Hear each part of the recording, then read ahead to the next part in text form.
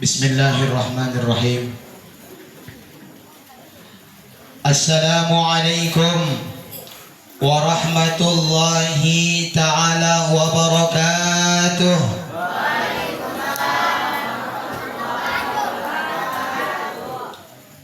Nampaknya kurang semangat. Saya bawakan satu pantun. Kuntilanak naik pesawat. Pesawatnya tabrakan, kuntilanaknya jatuh di kawat. Kalau memang yang hadir di sini baik orang tua kami dari bapak-bapak dan ibu-ibu adalah umat Nabi Muhammad, maka tolong jawab salam saya dengan semangat. Assalamualaikum warahmatullahi wabarakatuh.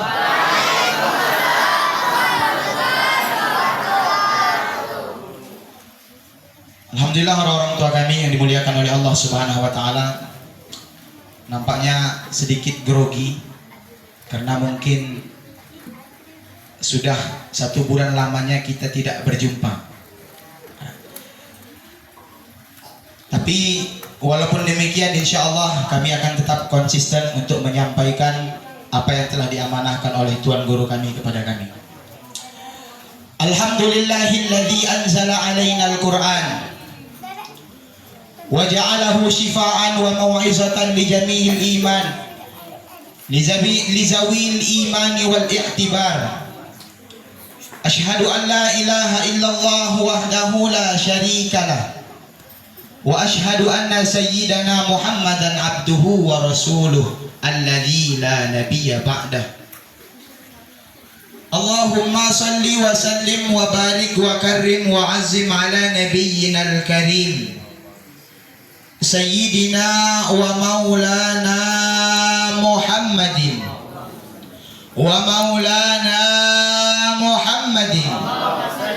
sekali lagi, wa maulana Muhammadin wa ala alihi wa ashabihi ajma'in, amma ba'du. Alhamdulillah, hadirin orang-orang tua kami, tuan guru kami yang kami muliakan, hadirin para santri dan santriyah yang insya Allah pada malam hari ini mendapatkan keberkahan di sisinya Allah Subhanahu wa taala. Amin ya rabbal alamin. Pertama, yang paling utama adalah penghormatan kami kepada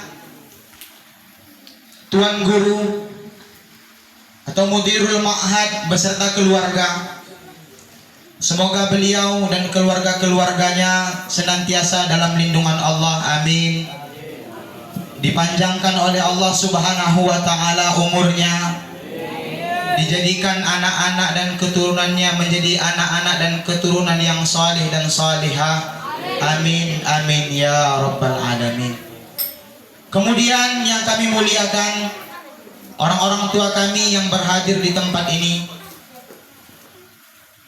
bersyukur kita kepada Allah, hadirin orang-orang tua kami.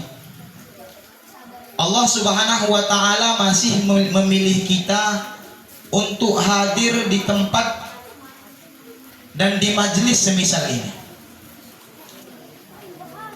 Kenapa? Melihat daripada pesan baginda Rasulullah SAW dalam satu hadisnya, Nabi bersabda, "Idza marartum bi riyadil jannah." Apabila kalian berjalan dan kalian menjumpai taman-taman surganya Allah Subhanahu wa taala. Maka para sahabat bertanya, "Ya Rasulullah, apa itu taman-taman surga yang berada di dunia?" Maka Rasulullah sallallahu alaihi wasallam mengatakan hilaqud dzikr atau halaqah zikir. Dan perlu kita ketahui, hadirin orang-orang tua kami, zikir bukan hanya sekedar mengucapkan la ilaha illallah, walaupun itu iya. Zikir bukan sekedar mengucapkan tasbih, tahlil, tahmid, atau melihat di tempat-tempat orang yang kita lihat di sana tempat orang bersuluk. Bukan hanya sekedar itu zikir. zikir hadirin orang-orang tua kami. Zikir adalah di mana di tempat itu diceritakan kebesaran Allah Subhanahu wa taala. Di tempat itu, di tempat yang mengajak kita mengingat kepada Allah Subhanahu wa taala, menceritakan kebesaran serta kemuliaan baginda Rasulullah sallallahu alaihi wasallam, maka tempat itu disebut dengan halaqah zikir. Alhamdulillah, hari ini kita berjumpa di tempat ini, berkumpul bersama, duduk dengan ulama yang insya Allah kita akan mendapatkan keberkahan di sisinya Allah Subhanahu wa taala. Amin ya rabbal alamin. Hadirin orang-orang tua kami, di dalam kitab Al-Manhajus Shawi, di dalam kitab Al-Manhajus Shawi dijelaskan satu kisah di mana pada saat itu ada seseorang yang sedang diadili atau ditimbang amal baik dan buruknya. Maka setelah ditimbang, amal buruknya lebih banyak daripada amal kebaikannya. Maka para malaikat bergegas ingin memasukkan ini orang, si fulan tersebut, ke dalam nerakanya Allah Subhanahu wa taala. Namun dengan rahmatnya Allah Subhanahu wa taala, Allah mengatakan kepada Jibril, "Wahai Jibril, tolong tanyakan kepada hambaku tersebut, apakah ia pernah duduk di majelis yang majelis itu terdapat ulama?" Maka kemudian Allah mengatakan lagi, kalau memang dia pernah duduk dengan ulama, maka masukkan ia ke dalam surga daripada syafaat dari orang-orang yang hadir di majelis dengan para ulama tersebut. Maka Jibril datang menemui orang tersebut. Dia tanya, "Wahai fulan, apakah engkau pernah duduk di majelis ulama?" Kemudian dia menjawab, "Tidak pernah, wahai Jibril." Jibril menghadap kepada Allah, "Wahai Allah, engkau lebih tahu keadaan hambamu." Dia mengatakan, "Wahai Allah, dia tidak pernah duduk di majelis-majelis semisal ini dan majelis-majelis yang berada di dalamnya ulama." Kemudian dengan rahmatnya kembali Allah Subhanahu wa taala memerintahkan, "Wahai Jibril, coba datang kembali kepadanya. Coba tanyakan kepadanya, apakah ada namanya atau nama orang tuanya yang namanya dan nama orang tuanya tersebut mirip dengan ulama." Maka Jibril datang kembali kepada orang tersebut, "Wahai fulan, apakah namamu atau nama ayahmu adalah termasuk daripada sama dengan ulama-ulama?" Maka Jibril, si fulan tadi menjawab, "Wahai Jibril, namaku dan nama ayahku tidak ada yang mirip dengan ulama." Hadirin dirahmati Allah Subhanahu wa taala, maka ini adalah salah satu pentingnya bagaimana kita memperbagus atau mempercantik nama kita. Di dalam kitab Al-Azkarun Nawawiyah terdapat satu hadis yang diambil daripada kitab Sunan Abu Dawud. Hadisnya berbunyi, Rasulullah sallallahu alaihi wasallam bersabda, "Nanti ketika kalian berada di hari kiamat, ketika kalian berkumpul dan dikumpulkan di padang mahsyarnya Allah Subhanahu wa taala, maka kalian akan dipanggil dengan nama kalian dan nama orang tua kalian atau nama bapaknya. Maka pesan Rasulullah SAW, fa ahsinu asma'akum, maka sebab itu perbaikilah nama-nama kalian.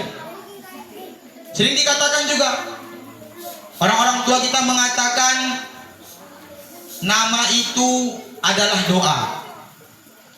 Guru kami pernah menyampaikan ini suatu problem atau masalah. Orang bertanya, "Ustadz, di kampung kami ada namanya Selamat, tapi kok hidupnya belangsak, Ustaz. Tapi katanya nama itu adalah doa. Namanya Selamat, Ustaz.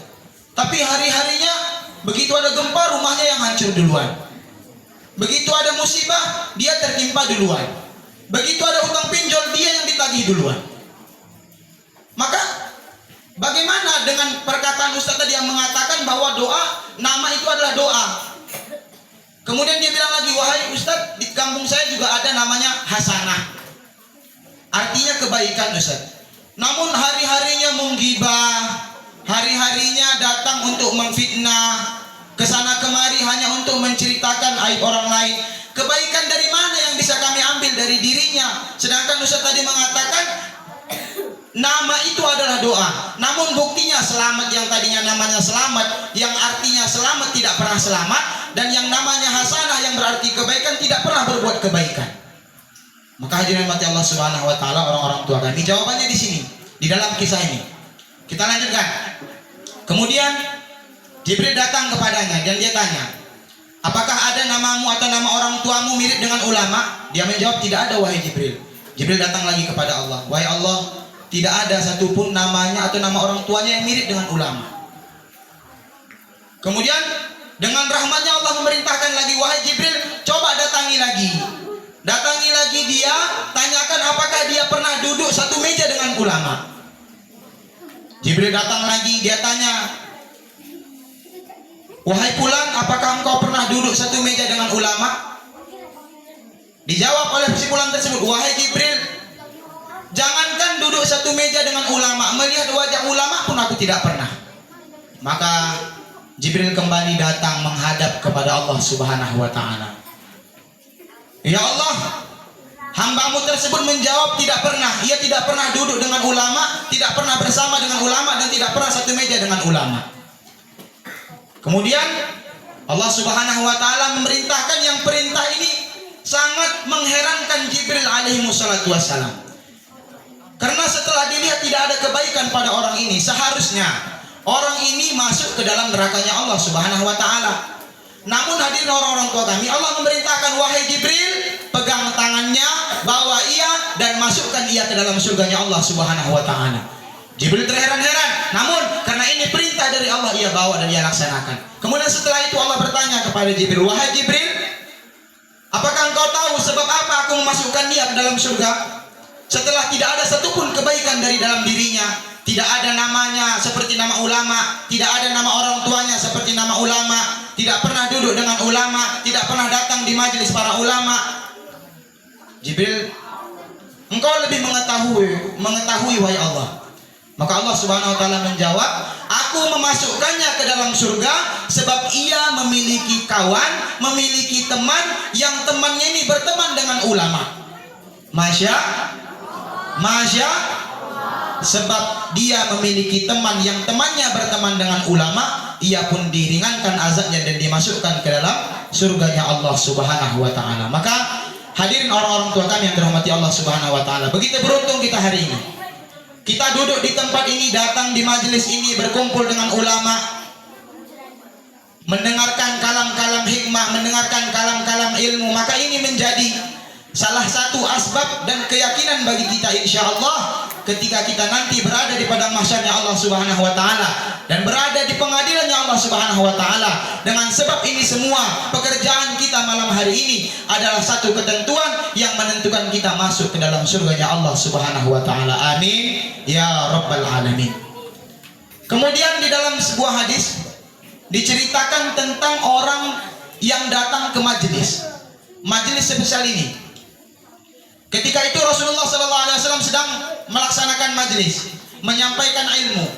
Datang 3 orang pemuda ke dalam majelis tersebut. Yang satu pemuda langsung duduk di depan, mengambil tempat yang paling depan. Kemudian pemuda yang kedua duduk di belakang-belakang karena malu, hadirin orang-orang tua kami. Dan yang ketiga datang, namun setelah datang ia langsung pergi. Maka Nabi mengatakan setelah selesai daripada majelis tersebut, Nabi mengatakan, ketahuilah tadi datang 3 orang ke tempat ini untuk hadir di majelis ini. Maka orang yang pertama tadi, yang dia langsung duduk di depan mendengarkan kalam-kalamku, mendengarkan penyampaian ilmuku, Allah Subhanahu wa taala memberikan ampunan kepada dirinya. Kemudian laki-laki yang kedua, dia malu-malu duduk dalam majelisku. Maka sebab itu Allah pun malu-malu memberikan pahala dan maghfirah kepada dirinya. Kemudian yang pemuda yang ketiga, dia pemuda yang datang kemudian lalu pergi. Maka sebab itu Allah Subhanahu wa taala tidak berikan kepadanya maghfirah serta ampunan. Maka hadirin orang tua kami yang dimuliakan oleh Allah Subhanahu wa taala, semoga kita yang hadir di tempat ini, yang tadinya ketika datang kemari membawa masalah-masalah, dihilangkan masalahnya, amin. Ketika datang kemari tadi meninggalkan hutang-hutang, Setelah kembali dari sini diberikan Allah jalannya untuk melunaskan hutang-hutangnya. Amin. Amin amin ya rabbal alamin. Hadirin orang-orang tua kami yang dimuliakan oleh Allah Subhanahu wa taala, mungkin ini saja yang bisa kami sampaikan. Adapun yang benar daripada penyampaian ini adalah daripada Allah Subhanahu wa taala, dan yang salah serta yang buruk datang daripada kekurangan kami sendiri. Kami akhiri billahi taufiq wal hidayah. Assalamualaikum warahmatullahi wabarakatuh.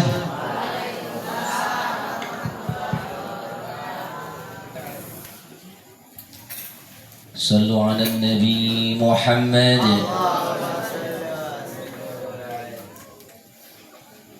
Assalamualaikum warahmatullahi wabarakatuh.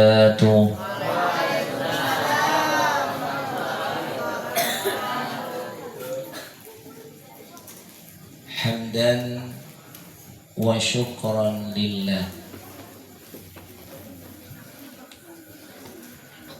salatan wa salaman ala rasulillah wa ala alihi wa sahbihi wa mawala.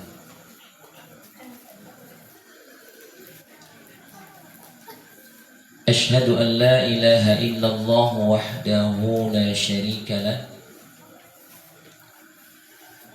wa ashhadu anna sayyidana Muhammadan abduhu wa rasuluh alladhi la nabiyya ba'dah. Allahumma salli wa sallim ala hadha an-nabiyil karim Sayyidina wa maulana Muhammadin wa ala alihi wa sahbihi ajma'in, amma ba'd. Orang-orang tua kami, bapak-bapak, ibu-ibu, para remaja-remaji, santri dan santriyah yang mudah-mudahan di malam hari yang berbahagia ini kita senantiasa mendapatkan curahan rahmat daripada Allah Subhanahu wa taala. Ada beberapa keberkahan di malam hari ini orang-orang tua kami. Keberkahan yang pertama itu turun hujan. Jadi hujan itu adalah rahmat daripada Allah Subhanahu wa ta'ala, sehingga ketika turun hujan itu kita sunnah membaca doa. Apa doanya anak-anak sekalian? Allahumma sayyiban nafi'a. Ayo sama-sama. Allahumma sayyiban nafi'a. Ya Allah, berikan kami hujan yang bermanfaat. Kemudian di malam hari yang berbahagia ini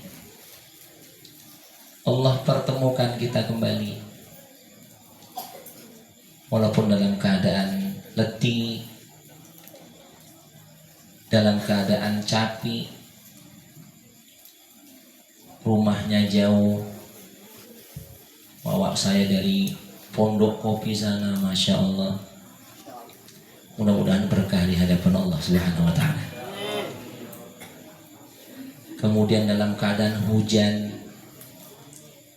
memang Bapak Ibu, dalam hidup ini kadang-kadang kita diuji Allah. Ya, tidak selamanya hidup itu sesuai dengan yang kita inginkan. Pinginnya A, diberi Allah A. Enggak selamanya begitu. Pingin B, diberikan Allah B. Enggak selamanya begitu. Kadang-kadang pingin A, dikasih Allah B. Kita pingin B, dikasih Allah C. Allah itu ingin menguji kita, orang-orang tua kami. ketika Allah berikan sehat, taat kepada Allah. Waktu sakit taat sama Allah atau tidak? Waktu banyak uang ingat sama Allah, ketika nggak ada uang ingat sama Allah atau tidak? Ketika ada masalah dekat kepada Allah, ketika nggak ada masalah dekat kepada Allah atau tidak? Ketika capek, letih, ketika hujan, tetap istiqomah beramal atau tidak? Ini merupakan ujian daripada Allah Subhanahu wa Ta'ala.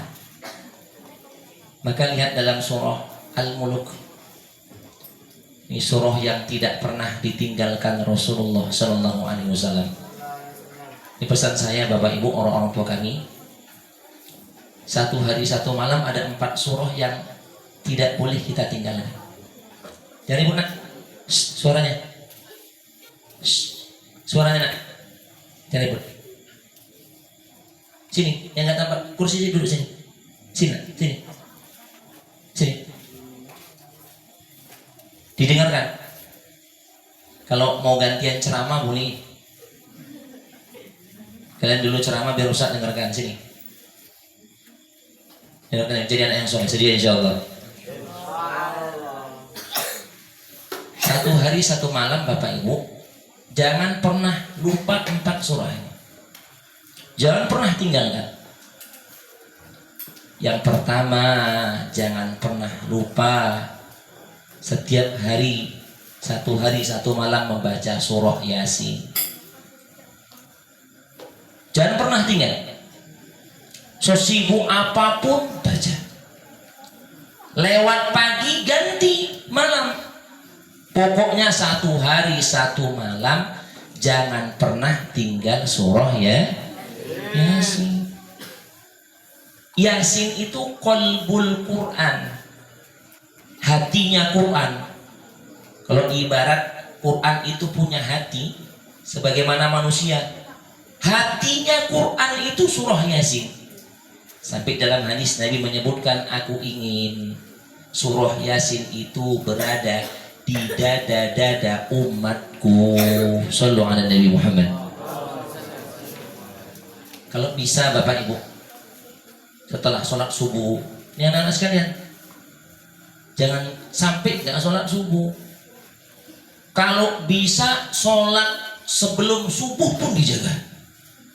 Ya Ibu, kalau diusahakan bangunnya cepat. Ya, kalau bisa sholat tahajud, sholat witir nangis-nangis di hadapan Allah. Itu waktu yang mustajab doa itu. Minta semua permintaan kita kepada Allah. Kalau mau ngadu-ngadu kepada Allah Subhanahu wa Ta'ala, itu waktu-waktu mustajab. Dan begitu dengar azan di masjid, Bu, Allahu Akbar, Allahu Akbar, sunnah dijawab. Ibu di rumah dijawab, sunnah dijawab, Allahu Akbar, Allahu Akbar. Dan siapa yang menjawab panggilan azan dapat pahala sama seperti orang yang azan. Ibu-ibu nggak boleh azan, walaupun bagus suaranya, qori'ah nggak boleh. Syarat azan itu mesti laki-laki, tapi ibu bisa dapat pahala azan. Bagaimana caranya? Jawab panggilan azan. Allahu Akbar, Allahu Akbar, jawab Allahu Akbar. Bahkan orang-orang tua kami dalam kitab dijelaskan begini, ketika azan, Bapak Ibu, ketika azan ini ilmu, tinggalkan semua aktivitas. Kita lagi zikir nih, la ilaha illallah, subhanallah, subhanallah. Dengar suara azan, berhentikan zikirnya dulu, panggil, seru, jawab panggilan azan. Karena ketika azan berkumandang, amalan yang paling utama, yang paling banyak pahalanya itu menjawab panggilan azan. Kita lagi baca Quran ini, lagi baca Quran, Bismillahirrahmanirrahim, lagi baca Quran, azan, Allahu Akbar, Allahu Akbar, Shadaqallahul Azim. Tutup dulu, jawab panggilan azan. Karena ketika azan berkumandang, Ketika dikumandangkan azan, amalan yang paling baik, yang paling afdol, yang paling besar pahalanya adalah menjawab panggilan azan. Dan jangan biasakan, sering saya nak santri, kalau azan berkumandang jangan biasakan ngomong. Nih, kita azan, jangan biasakan ngomong.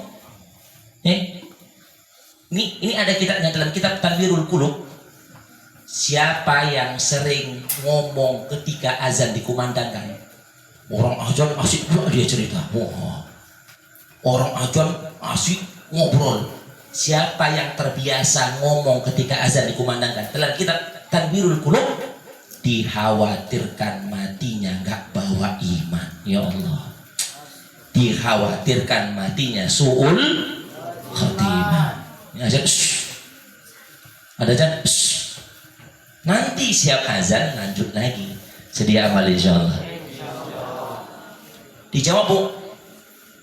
Saya pernah baca satu hadis begini. Siapa yang mendengar azan dan dia jawab panggilan azan, setelah azan dia baca doa setelah azan. Allahumma rabba hadhihi da'wati tammah. Nah, ibu-ibu, bapak-bapak yang hafal dicatat. Satu hari satu baris, nanti disetorkan, disimakkan, besok tambah lagi. Ini sunnah Nabi nih, pahala. Kalau nggak tahu caranya, doa nanti datang kemari, minta tuliskan, biar saya tuliskan, dihafal. Allahumma rabba hadhihi da'wah. Siapa yang dengar azan, kemudian dia baca doa setelah azan, dibukakan 8 pintu surga untuknya. 8 pintu surga. Dia boleh milih dari pintu surga mana yang dia kehendaki. Subhanallah. Sallallahu Nabi Muhammad. Dulu saya berpikir gini, kok cuma jawab panggilan azan kok panggilannya besar ya? Rupanya Bapak Ibu, perhatikan, ini rahasianya. Biasanya kalau pahala amal itu besar, pasti payah ngamalkannya, walaupun nampaknya ringan. Coba saya tanya, azan isya tadi, coba tunjuk tangan sama Ustaz. Siapa yang jawab panggilan azan? Coba. Yang baca doa syiar azan siapa? Kan? Gak baca kan? Memang nampaknya udah prakteknya banyak. Azan cek neng kamar mandi, azan icik neng jopo. Pokoknya banyak kegiatan tuh. Iya. Dilalaikan oleh syaitan. Kenapa? Payah, padilahnya besar. Biasanya begitu. Kalau amal padilahnya besar, pasti ngamalkannya payah. Ibu ada tadi Bu yang jauh. Barajanan yang baca doa mau lali. Itu karena beratnya. Pantes lah. Maka niat istiqomah insyaallah. Kemudian Bu udah siap azan. Kemudian sholat sunnah sebelum subuh. Itu boleh niatnya sholat sunnah fajar, boleh usoli sunnatal fajri, boleh. Dalam kitab Bajuri banyak niatnya. Usoli sunnatal fajri boleh, atau usoli sunnatat subahi juga boleh. Sholat sunnah subuh juga boleh, 2 rakaat. Nah, Bu, jangan pernah tinggal nih orang-orang itu kami. Fadilahnya besar ini. Hadisnya sahih. Raka'atal fajri khairum minad dunya wa ma fiha. 2 rakaat sholat sunnah sebelum subuh lebih baik daripada dunia beserta isinya. Ya Allah, kalau dapat uang 100 juta belum ada apa-apanya, dapat uang 1 miliar belum ada apa-apanya. Kalau kita bisa sholat sunnah sebelum subuh, ganjarannya sabda Nabi lebih baik daripada dunia beserta dunia beserta isinya.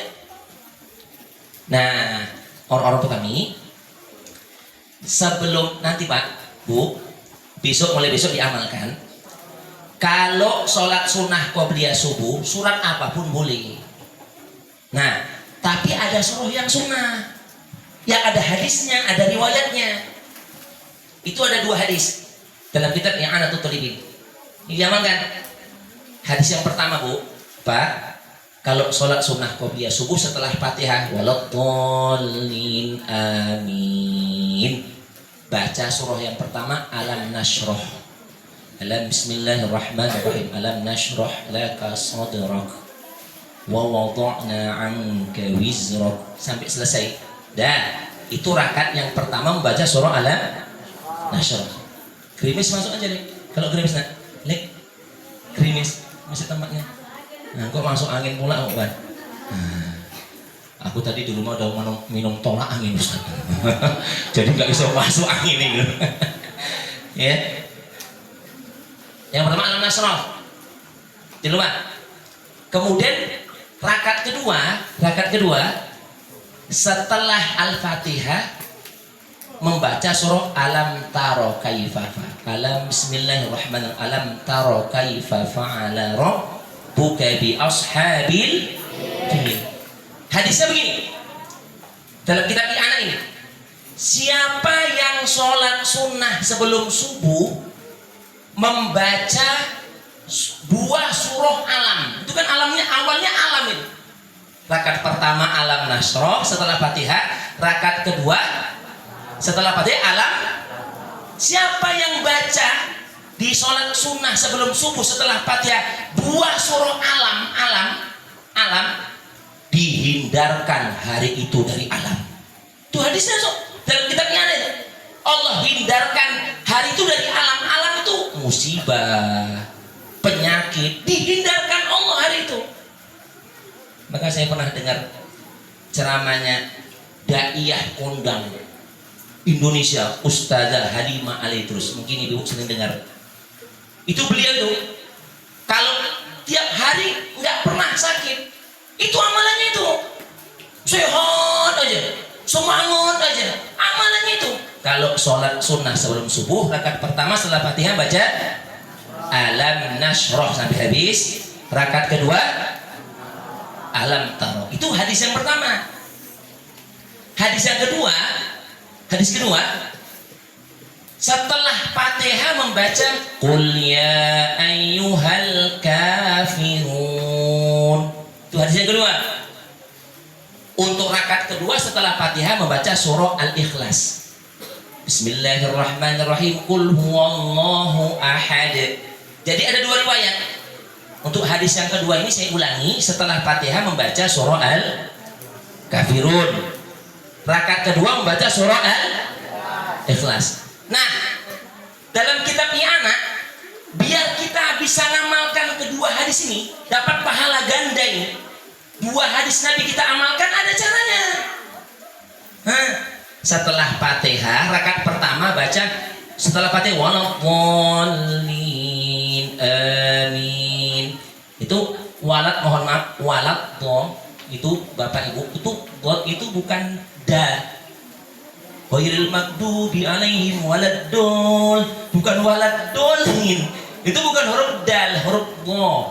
Waladdallin. Ini penting juga ini orang tua kami, karena Fatihah ini rukun sholat.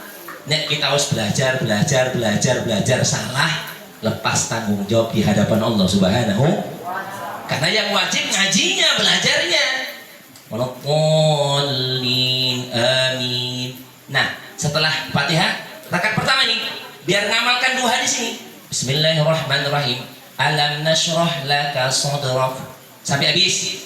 Kemudian Bismillahirrahmanirrahim. Qul ya ayyuhal kafirun. Berarti di rakaat yang pertama dua surah. Pertama surah Alam Nasroh, yang kedua surah Al-Kafirun. Nanti di rakaat kedua setelah Fatihah, yang pertama baca Bismillahirrahmanirrahim. Alam taro kaifa fa'ala rabbuka bi ashabil fil. Baru setelah itu Bismillahirrahmanirrahim Al-Ikhlas. Qul huwallahu ahad sampai habis. Berarti mengamalkan kedua-dua hadis Nabi Muhammad. Sedia amal insyaallah. Jadi niat Bapak Ibu kalau dapat satu ilmu, niat amal sampai wafat. Ya. Dapat satu ilmu, satu amal, niat amalkan sampai kembali kepada Allah Subhanahu wa taala. Nah, setelah itu udah siap sholat qobliyah subuh, itu disunahkan antara qobliyah subuh dengan subuhnya itu ada jaraknya, nggak langsung sebetulnya. Makanya kalau di Jawa Bapak Ibu, di Jawa, di Aceh, itu antara qobliyah subuh dengan subuh itu agak lama waktunya. Ada yang 15 menit, ada yang 20 menit. Di Jawa, di Aceh rata-rata begitu. Karena memang sebetulnya sunnahnya setelah qobliyah subuh jangan langsung sholat subuh. Maka banyak amalan-amalan. Ini kalau bapak-bapak di masjid nggak bisa ngamalkan ini, tapi ibu-ibu bisa. Kalau kami di pondok kami muat. Sebelum antara qobliyah subuh sampai subuh itu banyak amalan-amalan sebetulnya. Itu pernah saya sampaikan di majelis berapa bulan yang lalu.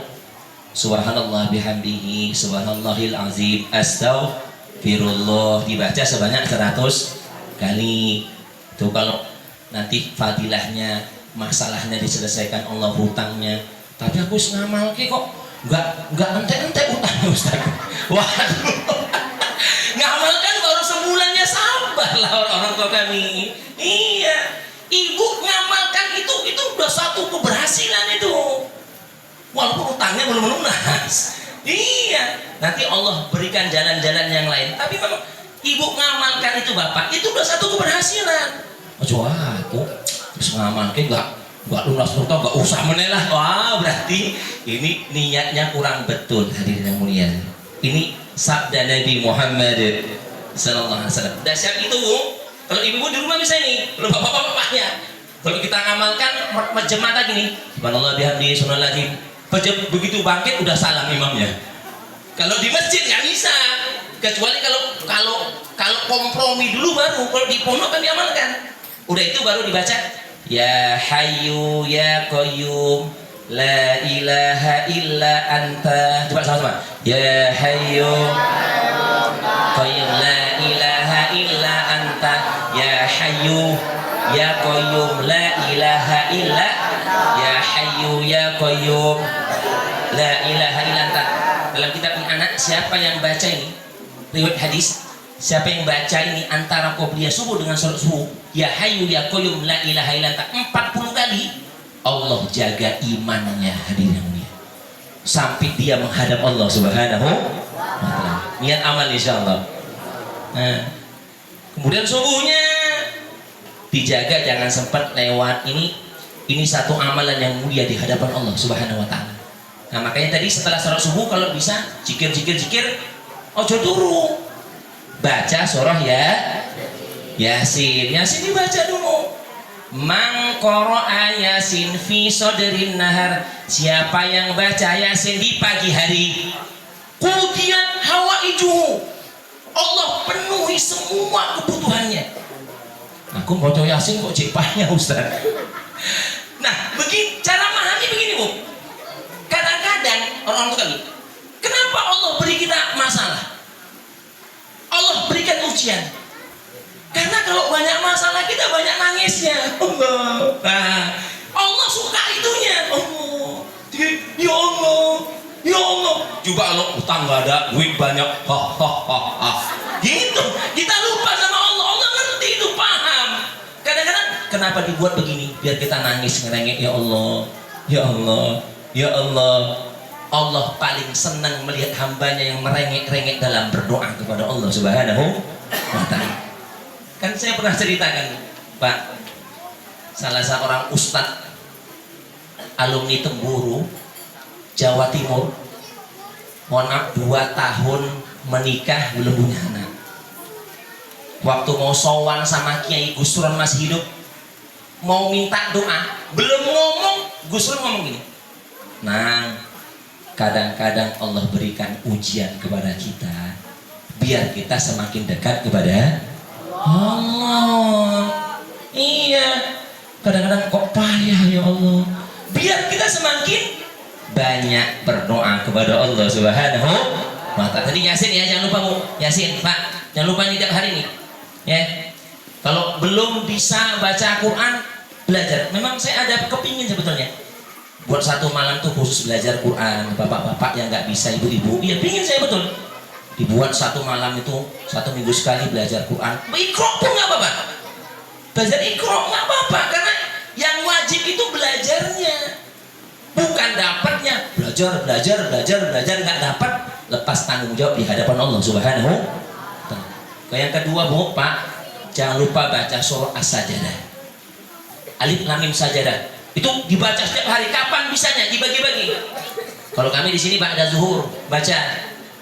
Kalau ibu bisa borong bapak satu malam sebelum tidur nggak apa-apa kalau bisa. Tapi boleh dicicil. Pokoknya satu hari satu malam jangan pernah tinggal surah As-Sajdah. Ini tidak pernah ditinggalkan oleh Nabi Muhammad. Dan kemudian yang ketiga membaca surah Tabarok tadi. Tabarakalladzi surah Al-Mulk biyadihil mulku wa huwa ala kulli syai'in qadir. Ini fadilahnya besar nih orang tua kami. Siapa yang istiqomah baca surah Al-Mulk, Tabarok sampai dia wafat istiqomah ya. Ini jaminan Nabi nih. Siapa yang mau, siapa yang jaga surah Al-Mulk, Tabarok istiqomah sampai dia wafat, jaminan Nabi Allah hindarkan orang tersebut dari azab kubur hari ini. Ya Allah. Kalau kita mau selamat kan ngeri azab kubur tuh. Untuk terhindar istiqomah baca surah Al-Mulk, gak pernah tinggal sampai wafat. Sedia amal insyaallah. Yang terakhir baca surah Waqiah Bu. Pak, Waqiah jangan pernah tinggal. Setiap malam baca Waqiah. Kalau di sini Pak ada Isya baca Waqiah.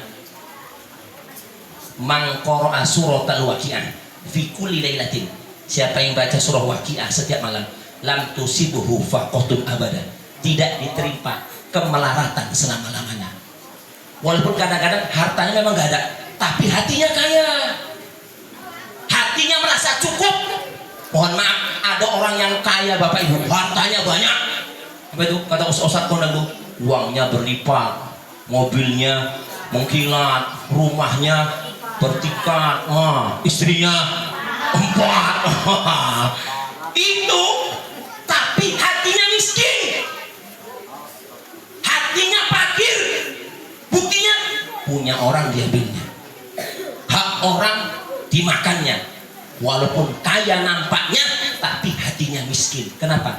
Gak pernah membaca surah Al-Waqiah. Ini 4 surah ini jangan perhatikan, mudah-mudahan istiqomah di hadapan Allah Subhanahu wa Ta'ala. Amin ya rabbal alamin. Nah, sedikit orang-orang tua kami, sudah jam 9:30 ini. Ini hari ini tanggal 6 Zulqa'dah ya. Sudah 6 Zulqa'dah ini. Ini sudah tanggal 6 Zulqa'dah. Dari semalam Syawal masuk Zulqa'dah. Setelah Zulqa'dah masuk Zulhijjah. Sebentar lagi hari raya Idul Adha. Nah, sedikit Bapak Ibu, di malam hari ini karena sudah menjelang Idul Adha, kita mau sedikit membahas tentang Idul Adha ya, tentang kurban dan sebagainya. Bentar lagi nak, bentar, suaranya. Nah, kalau cerita Idul Adha Bapak Ibu, ini tidak terpisah dari kisahnya Nabi Ibrahim alaihissalam.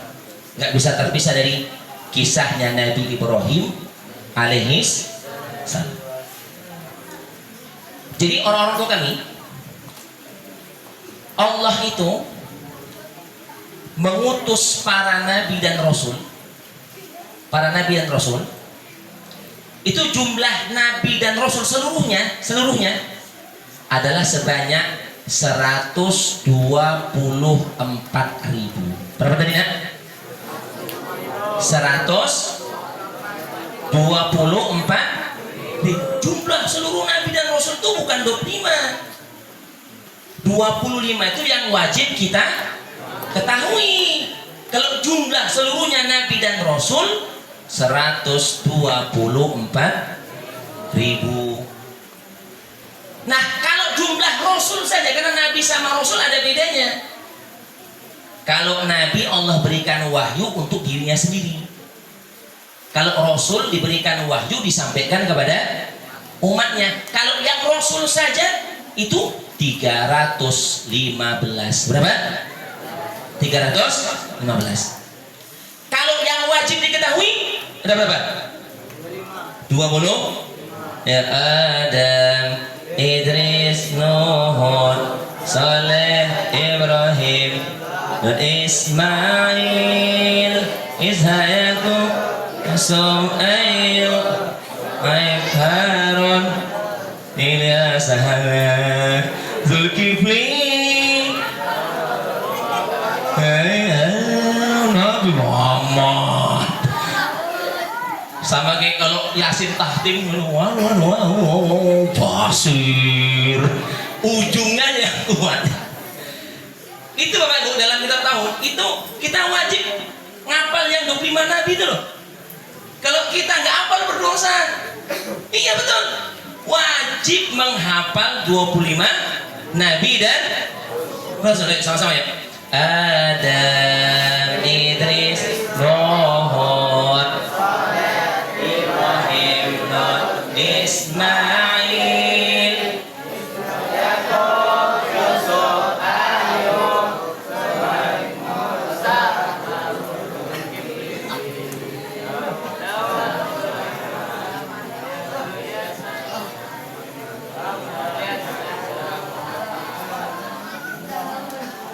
nanti pulang dihafal hadirin mulia. Dihafal, cari nama-nama nabi itu wajib dihafal. Nah, di antara 25 nabi dan rasul, orang-orang tua kami, itu ada 5 rasul ulul azmi. Ada 5 rasul ulul azmi. Siapa nak? Siapa yang tahu nak? 5 rasul ulul azmi. Siapa itu? Yang pertama, Nabi Nuh alaihi salam. Yang kedua, Nabi Ibrahim alaihi salam. Yang ketiga, Nabi Musa alaihi salam. Yang keempat, Nabi Isa alaihi. Yang kelima, Nabi Muhammad. Nggak usah ulangi. Ada berapa Rasulul Azmi? Yang pertama, Nabi Nuh alaihissalam. Yang kedua, Ibrahim alaihissalam. Yang ketiga, yang keempat, yang kelima. Kenapa 5 rasul ini menjadi rasul ulul azmi? Bapak Ibu, karena 5 rasul yang paling banyak penderitaannya untuk agama. Masya Allah. Yang paling banyak pengorbanannya untuk agama. Makanya orang-orang tuh kami kalau dalam agama nggak usah khawatir. Semakin kita banyak korban, banyak mujahadah, banyak sungguh-sungguh, maka yang paling banyak pahala di malam ini ya wawa saya dari Pondok Kudu sana. Kalau yang paling jauh, ada lagi yang lebih jauh lagi? Yang lebih jauh ada lagi? Yang paling jauh, yang paling banyak pengorban itu yang paling banyak pahala di hadapan Allah Subhanahu. Jadi kalau kita Bu, orang lain enak, kita susah, nggak usah khawatir. Kesusahan kita itu dibalas Allah dengan pahala yang luar biasa. Begitu. Ibu enak, seneng, aku kok payah hidupku. Nggak usah khawatir. Kalau susah kita dalam agama, pengorbanan kita dalam agama pasti dibalas oleh Allah Subhanahu. Jadi 5 rasul ulul azmi ini yang paling banyak penderitaannya, pengorbanannya, mujahadahnya, maka paling tinggi nilainya di hadapan Allah Subhanahu wa ta'ala. Nah, Nabi Ibrahim ini Bapak Ibu punya gelar namanya Khalilullah atau Khalilur Rahman. Gelarnya Nabi Ibrahim Khalilullah atau Khalilur Rahman. Jadi suatu saat Nabi Ibrahim ditanya, wahai Nabi Ibrahim, dengan sebab apa engkau dapat gelar Khalilullah, kekasihnya Allah, Khalilur Rahman, kekasihnya Ar-Rahman? Rupanya Bapak Ibu, sebab Nabi Ibrahim mendapat gelar Khalilullah, suka memberi, suka infak dan sodako. Masya Allah. Jadi beliau dapat gelar Khalilur Rahman karena suka infak, menyedekahkan hartanya, memberi kepada orang lain. Ini amalan yang sangat luar biasa di hadapan Allah Subhanahu wa ta'ala. Walaupun sedikit. Orang-orang tua kami, ini untuk saya dan kita semua orang-orang tua kami, jangan pelit dalam memberi. walaupun sedikit. Jangan malu memberi dalam agama walaupun sedikit, karena tidak memberi jauh lebih sedikit. Kadang-kadang yang sedikit kalau ikhlas niatnya besar pahala di hadapan Allah Subhanahu wa ta'ala. Nah, orang-orang tua kami, Nabi Ibrahim ini, Bapak Ibu, menikah pertama kepada Ibunda Sarah. Siapa namanya? Ibunda Sarah. Kita namanya Ibunda Sarah. Kalau orang Arab tuh bilang Ibunda Sayyidati. Diringkas menjadi Siti asalnya, Sayyidati. Orang Indonesia dengar jadi Siti. Nah, jadi Siti Sarah. Asalnya Sayyidati itu, Sayyidati Sarah, ya. Dari pernikahan ini, Bapak Ibu, bertahun-tahun menikah ini, Nabi Ibrahim dengan Ibunda Sarah, tidak Allah karuniakan anak, karena memang yang memberikan anak itu adalah Allah Subhanahu wa ta'ala. Nah, kemudian Nabi Ibrahim menikah dengan Hajar, Ibunda Hajar. Dari Ibunda Hajar inilah lahir Nabi Ismail alaihis salam. Dari Nabi Ismail terus turunannya, anaknya terus sampai lahirlah Nabi Muhammad sallallahu alaihi wasallam. Makanya datuknya Nabi itu sampai ke atas adalah Nabi Ibrahim alaihis salam. Makanya orang-orang tua kami dalam kitab Tijan Ad-Daruri ada satu hadis begini: aku berpindah dari sulbi yang suci kepada rahim yang suci. Nabi dari Nabi Adam terus sampai ayah Nabi Sayyid Abdullah berpindah dari sulbi yang suci kepada rahim yang suci. Makanya datuk Nabi, kakek nenek moyang Nabi, semuanya beriman kepada Allah Subhanahu wa ta'ala. Makanya almarhum Ustaz Tengku Zulkarnain dulu dalam ceramah beliau sering sampaikan bahwa ayahnya Nabi Ibrahim bukan Azar. Walaupun dalam kisah-kisah Nabi itu banyak ayah Nabi Ibrahim Azar, penyembah patung, tukang buat patung, Azar itu bukan ayahnya Nabi Ibrahim. Dalam kitab Qososul Anbiya, ayah Nabi Ibrahim namanya Tarikh. Siapa namanya? Tarikh.